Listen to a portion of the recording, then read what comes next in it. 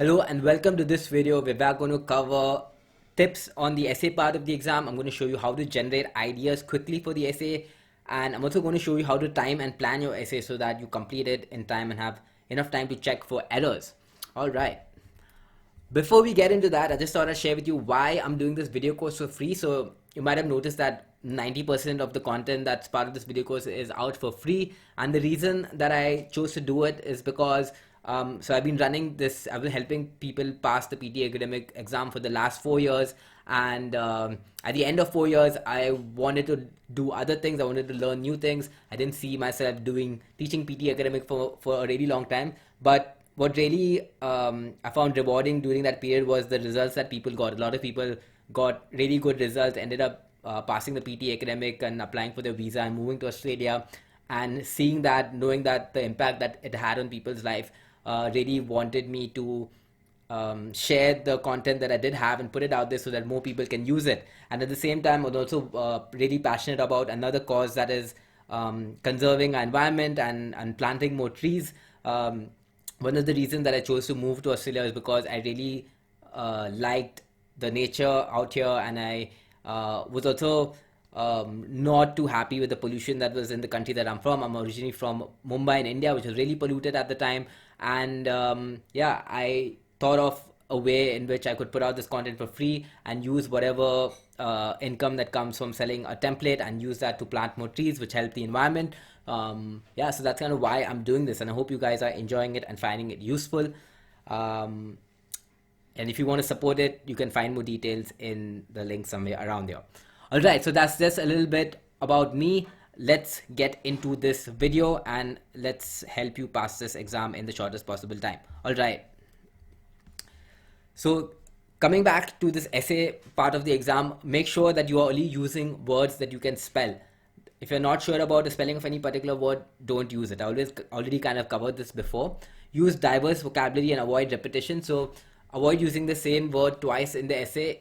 Now, sometimes you might not be able to avoid this. For example, if the topic sentence talks about television, now there are not a lot of alternatives to television, right? So you can maybe say consuming media, but that's pretty much all that I can think of. But there's not many alternatives to television, and because it's a topic sentence, you're going to have to write it several times. But apart from that, when you're describing things, you can use synonyms instead. For example, if I was talking about nature, I can say things such as my surroundings, my environment, a habitat. Those are all kind of alternatives to nature that you could use instead of using that word repeatedly.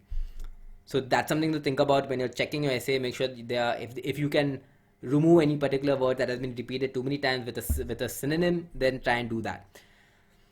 The third tip is do not use inappropriate words. When I say inappropriate means words, I mean like overly complicated words. For example, I've seen in some of the templates, I am in consummate accord that the government should solve those problems. Now, this particular word, consummate accord, like I've personally never seen it being used in any academic text or any language apart from that template that I looked at. And even if you, a quick way to check this, how like popular or frequently a word is used, is to look it up in Google. If I just put consummate accord in brackets, I am going to have something like this, 720 results, and most of them are coming from like essay samples and things like that. However, instead of consummate accord, another word that is more appropriate or slightly more academic in nature is strongly believe. So I strongly believe. If I put that, I can see like much more results, around like 10 million results.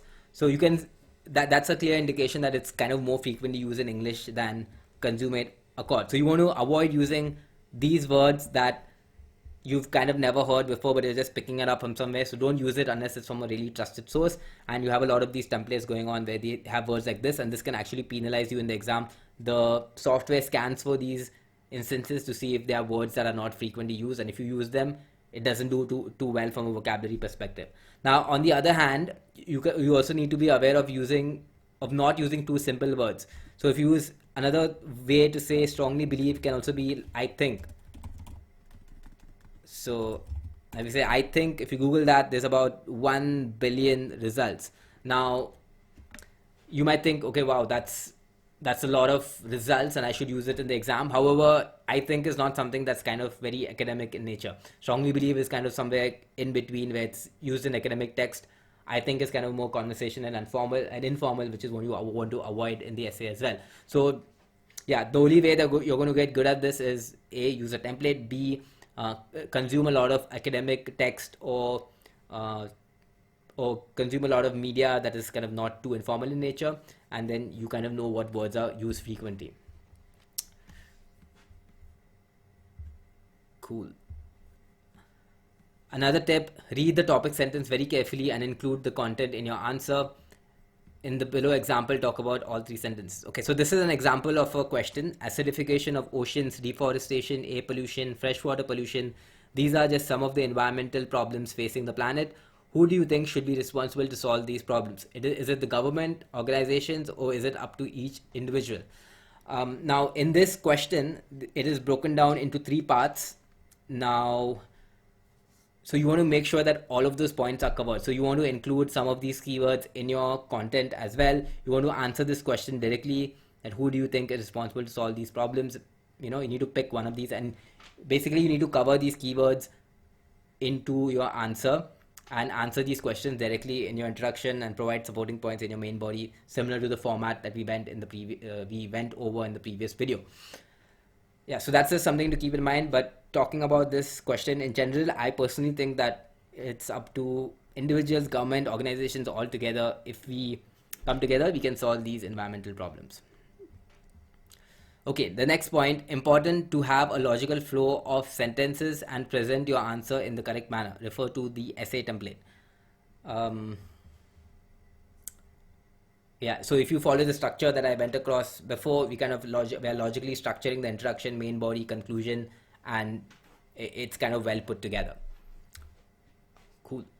That's pretty much it when it comes to those tips. Now I'm going to show you how to generate ideas quickly for the essay. Okay. Now let me take an example. Should guns be restricted? And let me get a notepad on screen. Okay, so if this is a particular topic question, let's say, should guns be restricted, yes or no? Now give your opinion. So what you want to do when you get a topic sentence like this is, the first step is to pick your point of view. So let's say I say that, okay, guns should be restricted. Okay, now when you first get your question, you want to first pick your viewpoint. Okay, don't think too much about this, just the side that you kind of naturally agree with more, but pick one side. So suppose I say guns should be restricted, I pick that, and then the next one is come up with supporting ideas for that point and a few ideas on the opposition as well.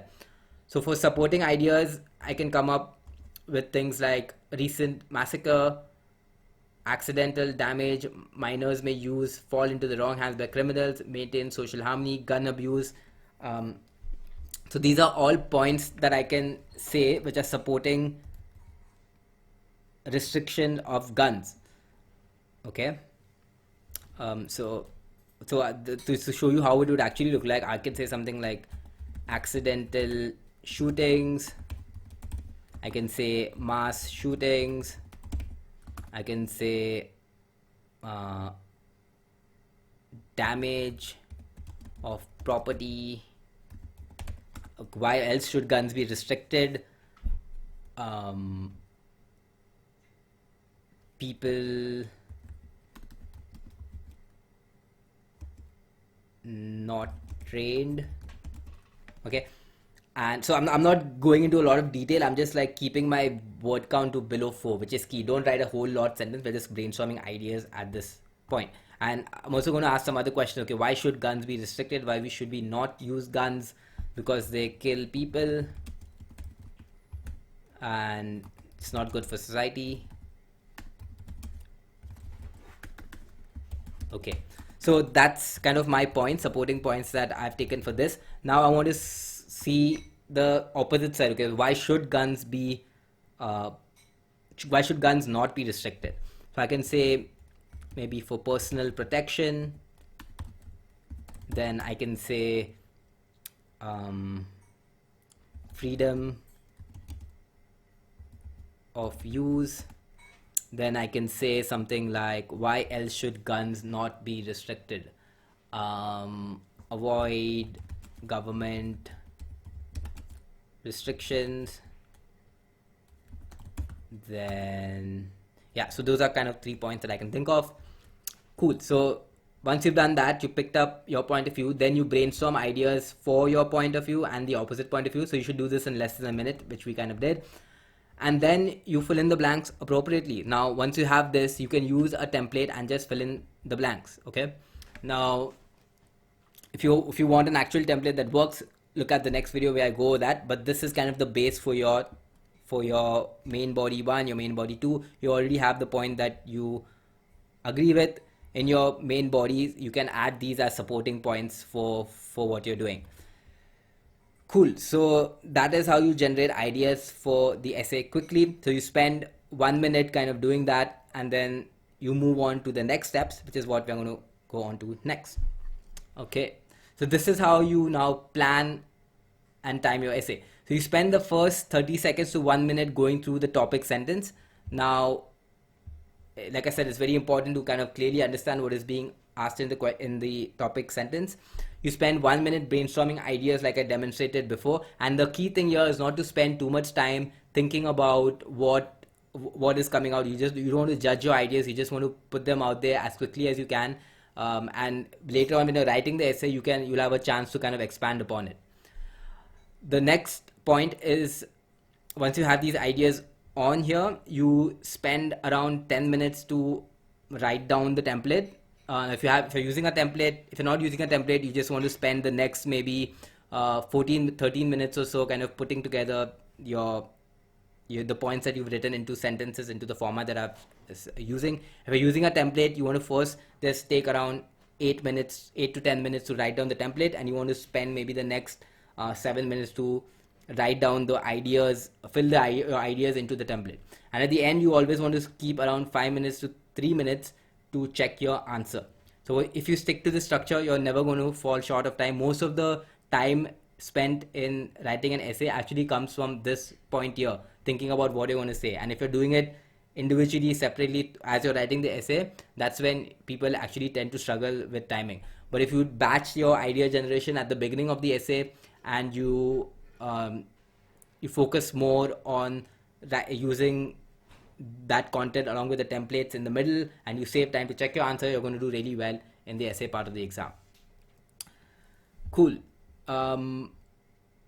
Finally, we're going to cover some FAQs here, some just general things that I wouldn't have covered in other parts.